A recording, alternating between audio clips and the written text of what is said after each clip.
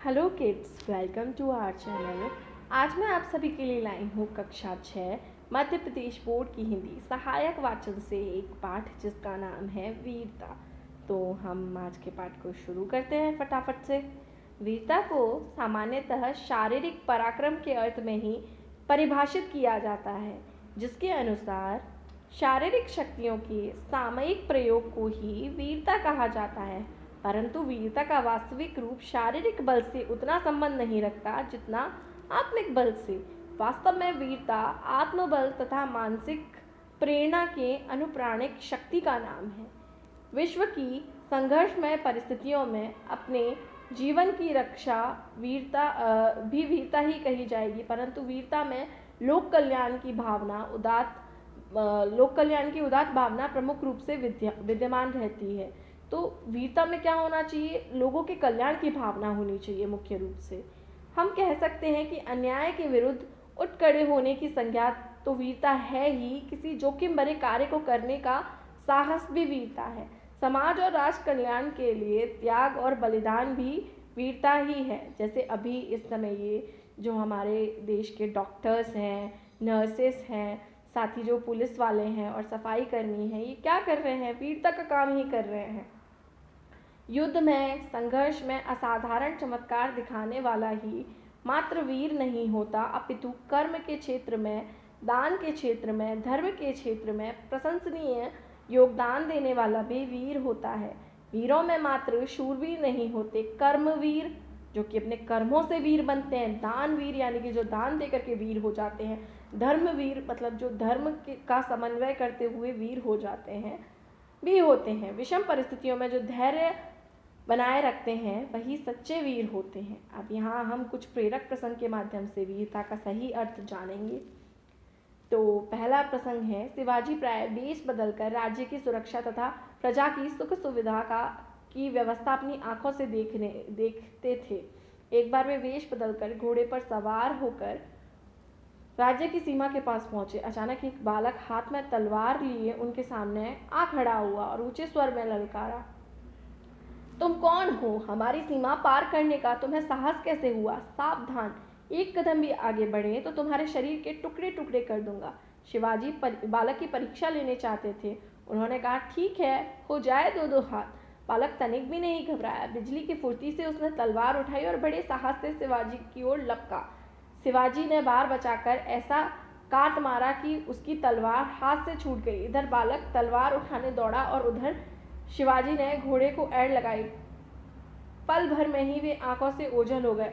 बालक घोड़े के पैरों से उड़ती हुई धूल को देखता रह गया। शिवाजी ने राजधानी पहुंचकर उस बालक को बुलावा भेजा। राजसभा में उपस्थित होकर बालक ने देखा कि राज सिंहासन पर बैठे व्यक्ति शिवाजी महाराज हैं और उनसे ही उसकी मुलाकात हुई थी। शिवाजी ने उसे अपने निकट बुलाकर पूछा, वीर बालक, तुम्हारा नाम? सांवल्या। शिवाजी ने सांवल्या को अपनी सेना में ले लिया। उस वीर ने जहाँ भी अपनी योग्यता से कुछ ही समय में ऊंचा पद प्राप्त कर लिया। बाद में यह शूरवीर एक बड़े युद्ध में स्वराज के लिए लड़ते लड़ते वीर गति को प्राप्त हुआ। अगला जो प्रसंग है, शीत यानी कि सर्दी का भीषण प्रकोप था। 5000 मीटर की ऊंचाई पर स्थित रेजांगला पहाड़ी भी इस ठंड में मानो कांप रही थी, किंतु देश के रखवाले चुशूल अंचल की इस चौकी पर अडिग खड़े हुए थे। उन्हें ना पहाड़ी की ऊंचाई का भय था और ना भीषण ठंड का। वहीं अपनी कंपनी के साथ मेजर शैतान सिंह देश की सीमा की रक्षा के लिए डटे हुए थे। 18 नवंबर 1962 को चीनियों ने इस चौकी को अपना निशाना बनाया। भारी संख्या में चीनी सैनिकों ने उस पर धावा बोल दिया। चीनी सेना के पास मोर्टार तथा बड़ी बड़ी तोपें थीं। वे इन्हीं से गोले बरसा रहे थे। शत्रु सेना के दल आगे बढ़ने लगे। इधर मेजर शैतान सिंह अपनी कंपनी के सैनिकों को अलग अलग दलों में बांटकर शत्रु का मुकाबला करने लगे। भारतीय जवानों का मनोबल ऊंचा था। भारी गोलाबारी के बावजूद वे निडर होकर चीनियों को मार रहे थे। मेजर शैतान सिंह इधर से उधर भागकर प्रत्येक दल का नेतृत्व कर रहे थे। उनका साहस और उत्साह बढ़ा रहे थे। यह करते हुए वे घायल भी हो गए, किंतु उन्होंने अपना मोर्चा शिथिल नहीं होने दिया। वे प्राण हथेली पर रखकर शत्रु से युद्ध करते रहे। शत्रु सेना को भारी हानि पहुंची, सैकड़ों चीनी हताहत हुए। मेजर शैतान सिंह का शरीर छलनी हो गया था। बाहें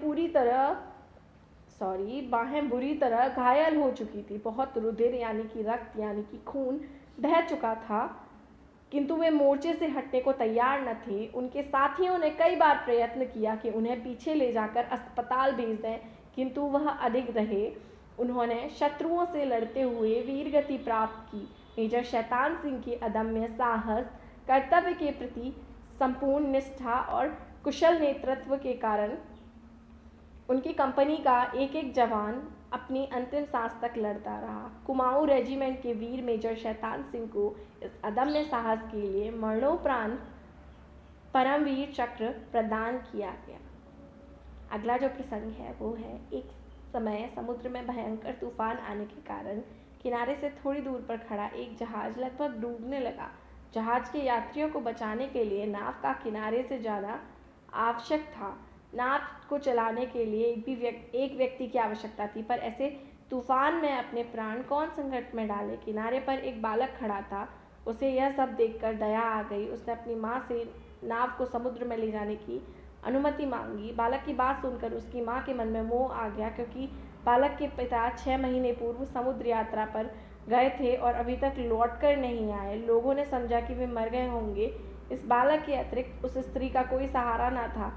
उसने सोचा, यदि बालक को कुछ हो गया तो मेरा कोई भी सहारा न रह जाएगा। यह विचार करते करते उस स्त्री की दृष्टि जहाज की ओर गई। उसने देखा कि एक यात्री बड़ी आतुरता के साथ नाव की प्रतीक्षा कर रहे हैं। जहाज में पानी भरता जा रहा है।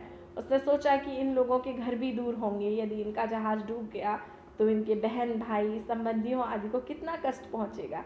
यदि अकेली रह गई तो किसी भी प्रकार अपना गुजारा कर लूँगी। यह सोचकर उसने बालक से कहा, मेरे बेटे जा, परमात्मा तुझे जीता जागता रखे। वह बालक उस नाव को जहाज के पास लेकर गया। थोड़ी देर बाद लोगों का जीवन बचा लिया। सौभाग्य से उस जहाज में उसके पिता भी थे। वह बालक अपने पिता के साथ घर आकर माँ से बोला, देखा माँ, तूने नाव ले जाने की आज्ञा दी तो अन्य लोगों के साथ साथ पिताजी भी बच गए।